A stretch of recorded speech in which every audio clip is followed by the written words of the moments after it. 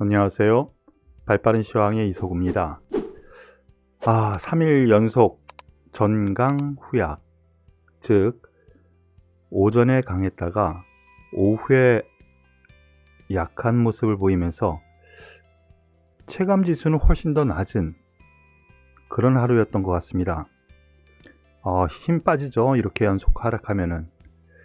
그런데 이 부분에 대한 것은 주초 다음 주 공매도 앞두고 변동성이 있을 거다라는 맥락과 함께 생각하시면 되지 않을까 싶은 생각인데요. 일단 선 반영되었다라는 부분으로 생각하시면 될 것 같습니다. 오늘 중국 증시도 중간에 좀 낙폭이 확대가 되면서 1% 넘게 하락했었는데요. 제조업 지표가 안 좋게 나왔어요. 그러면서 우리나라 증시도 장중 동향을 보면은요, 시작해가지고 반등했다가 다시 빠지고, 중국 영향이죠. 다시 쫙 빠지고 반등했다가 다시, 그리고 마감을 했는데, 일단 투자 심리는 상당히 약화된 흐름으로 볼 수가 있을 것 같습니다. 이 가운데 수급 동향을 잠깐 보시면은요, 외국인 기관의 양매도, 당연히 이런 흐름은 외국인 기관 매도가 나와야지 되는 흐름이겠죠. 특히 다시 이 선물 매도가 진행되고 선물과 옵션 부분에서 보면 하방 포지션을 쥐는 그런 흐름이었어요. 이런 흐름 안에서 놓고 보면 프로그램 매도가 대부분을 이루고 있다는 거, 선물 매도가 외국인이 지속되고 있다는 것이 좀 부담스러운 면이 있는 하루였지 않나 생각이 됩니다. 자, 오늘 특징적인 종목부터 하나씩 살펴보죠. 제가 해운주라든가 아니면 철강주보다는 이번 주는 조선주가 더 낫지 않을까라는 얘기를 말씀을 드렸었는데요. 거의 연일 신규 수주에 대한 얘기가 나오고 있습니다. 그러면서 오늘은 이 조선 3사에서도 현대 미포조선이 장중에 13% 정도까지 급등하는 흐름이 나왔어요. 그러면서 8만6천원 넘는 상승가까지 나왔는데, 거래량 동향을 보면은 약간 매물이 나올 수도 있지 않냐라는 흐름이고요. 그리고 어제 강했었던 대우조선해양 오늘도 강했습니다. 오늘도 강한 흐름, 거래량 동향이 다시 섰는 흐름, 같은 맥락으로 보시면 되겠고요. 한국조선해양 같은 경우에는 고점 8% 가까이까지 상승했다가 물량이 나오면서 좀 밀리는 흐름인데요. 이것은 외국인 기관의 프로그램 매도로 인해서 장중 같은 상승이 이루었다가 그러한 프로그램 매매 때문에 좀 눌린 흐름이 나온 것 아닌가라는 생각입니다.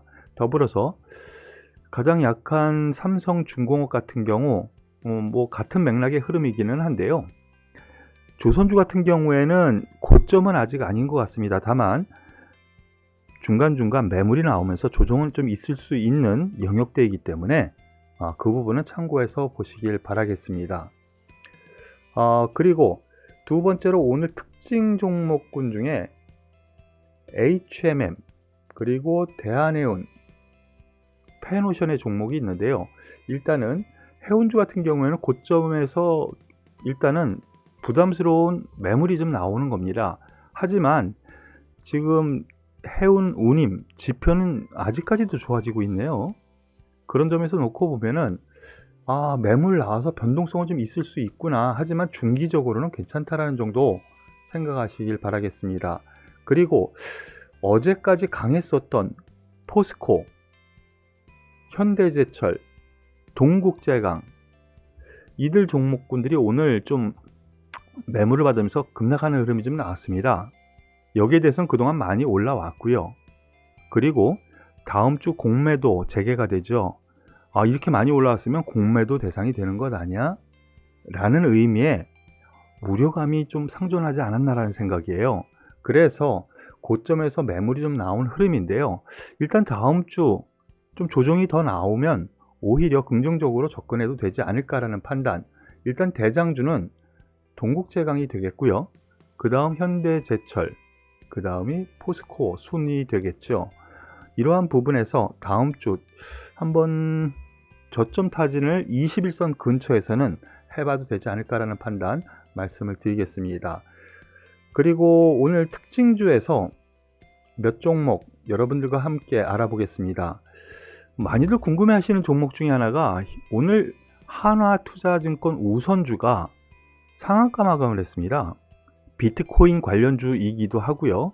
비상장 주식이 또 상장한다라고 하는 한화투자증권, 그래서 얼마 전까지 우리기술투자 한화투자증권이 급등세를 보여줬었죠. 그런데 그 이유는 역시 비트코인이 고점치고 급락을 했었고, 최근 들어서 반등이 좀 들어오니까 어느 정도 반등이 들어오는 것 아닌가라는 판단입니다. 우리기술투자도 마찬가지 맥락이겠죠. 그런데 여기서 하나투자증권 우선주 같은 경우에는요, 오늘 상한가 마감을 했습니다.